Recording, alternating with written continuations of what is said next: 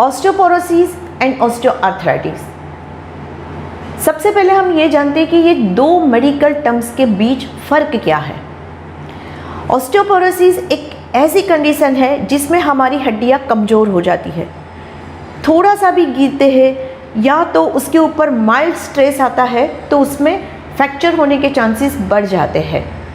और ऑस्टियोआर्थराइटिस वो एक जॉइंट प्रॉब्लम है जिसके अंदर जॉइंट में सूजन आ जाती है, उसकी वजह से जॉइंट पेन होता है और आपको स्टिफनेस भी फील होती है।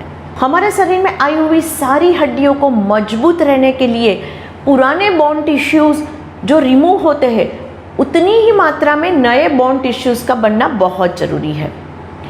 ये प्रोसेस अगर आप हेल्दी हो तो 30 से 35 साल तक तो नॉर्मल चलती है, लेकिन जैसे जैसे हमारी एज होती है ये remoulding process out of balance होती जाती है। और अगर आप हेल्दी पर्सन हो तो भी 35 के बाद थ्रू आउट द लाइफ हर साल आपकी बोन डेंसिटी 1% कम होती है। ऑस्टियोपोरोसिस कंडीशन मेल और फीमेल दोनों में पाई जाती है। फीमेल में उसका रेशियो ज़्यादा है बिकॉज फीमेल के अंदर हार्मोनल इम्बैलेंसेस बहुत ज़्यादा होते हैं। लेकिन हमारी समस्या ये है कि आजकल प्री मेनोपॉज या मेनोपॉज पीरियड से पहले और मेल के अंदर भी 30 की एज में ये पाई जाती है, जिसकी वजह कुछ इस तरह से है।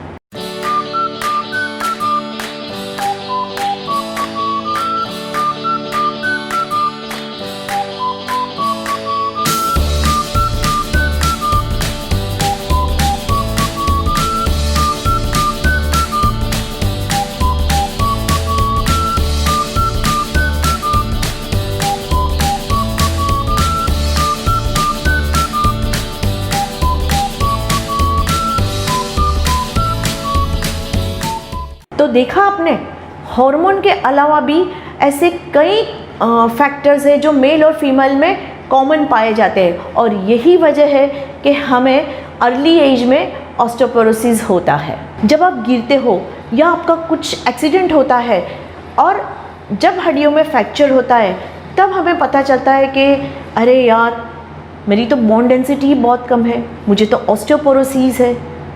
तो यहाँ पे अहम सवाल ये आता है कि हमें पता कैसे चले अर्ली एज में कि हमें ऑस्टियोपोरोसिस है या नहीं। तो आइए जानते हैं कि ऐसे कौन से सिम्टम्स है जो हमें इंडिकेट कर रहे हैं कि हमें ऑस्टियोपोरोसिस है। फर्स्ट, रिड्यूसिंग गम। हमारे दांत हमारे जबड़े के साथ गम थ्रू कनेक्टेड होते हैं। When gums can drawback which is linked with reducing bone minerals density. Next, decrease grip of strength. किसी भी चीज को पकड़ने के समय या उसको उठाने के समय आपका हाथ थरथराए या आप उसको टाइटली पकड़ नहीं सकते हो तो ये भी अर्ली साइन है जो हमें इंडिकेट करती है कि हमारी बोन मिनरल डेंसिटी कम हो रही है। Next, cramp and bone pen. अगर आपको मसल्स पेन होता है या मसल्स क्रैम्प होते आते हैं, स्पेशली रात को जब आपको पैर बहुत खींचता है और दर्द होता है, तो ये इंडिकेट कर रहा है कि उस समय हमारे ब्लड के अंदर से कैल्शियम, पोटेशियम, मैग्नीशियम जैसे मिनरल्स की बहुत कमी हो गई है। ये सारे मिनरल्स हड्डियों को मजबूत रखने के लिए बहुत ज़रूरी है। Next, loss of height. ये sign most common early warning sign है जो हमें इंडिकेट करती है कि हमें ऑस्टियोपोरोसिस है। Next, brittle finger nail.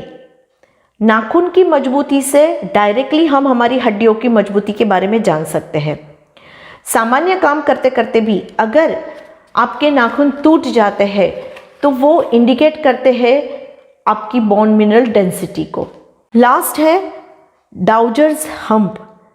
जिसको भी ऑस्टियोपोरोसिस होता है उसकी स्पाइन राउंड होने लगती है, उसके ऊपर के हिस्से में आपको एक खुंद जैसा दिखाई देता है। अगर आपको इनमें से कोई भी साइन और सिम्टम्स आपके बॉडी में दिखता है या आप महसूस करते हो तो सबसे पहले आप आपकी बोन मिनरल्स डेंसिटी चेक करवा लीजिए। फॉर्चुनेटली ऑस्टियोपोरोसिस को हम आते हुए रोक सकते हैं लाइफस्टाइल और डाइटरी मॉडिफिकेशंस की हेल्प लेके। तो आइए देखते हैं कि हमें क्या क्या चेंजेस करने चाहिए डे टू डे लाइफ में जिससे हम ऑस्टियोपोरोसिस से बच सकते हैं।